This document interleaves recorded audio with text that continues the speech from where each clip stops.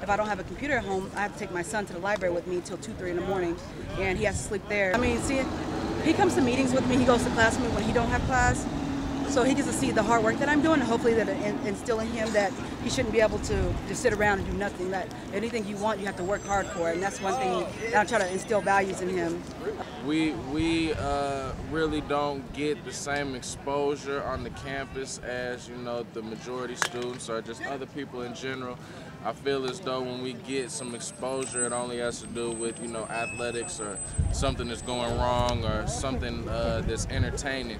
You hear about us, not when we're doing our community service, not when we're doing other things, and I think that's a problem. Okay, there's a skateboard ban that you can't skateboard within 1,000 feet of Jayhawk Boulevard. And the reason that is because Westco is a really good skate spot with all these flat rails and everything, and it destroys like the concrete and the rails and everything, so they slapped a ban on it. But longboarding doesn't, you don't do tricks, you don't get on the rails, you don't destroy anything. So it just means the transportation, let alone fun, and there's a lot of hills around here.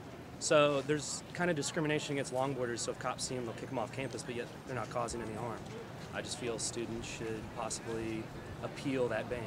And I don't know if it was UT or GTA, but he absolutely was horrid. Multiple times a day, he would write something on the board and then go, oh, wait, that's not right, and erase the entire thing, which, I mean, if your teacher doesn't have confidence, how are your students supposed to have confidence in the subject matter? Yeah, I know the university's hurting for funding right now, but at the same time, you're going to get less. There's a point where if you cheap out, that students are going to stop being willing to come to the university because they're going to hear about how horrible the academics are being. Big fan of transhumanism. It's sort of a movement that, well, the idea is that the human capacity for tool use and sort of self-development makes it so that human beings can alter themselves and change in such a way that the word human isn't necessarily something we need to be so attached to.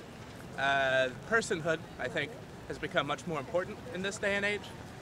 So sort of the word transhumanism, even beyond sort of what the movement itself focuses on, I think the word transhumanism can encompass a lot of interesting things. Well, for KUJH,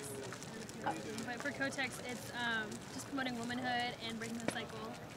It's trying to get women more open about their periods and to talk more openly about it, so it's not just a scared thing.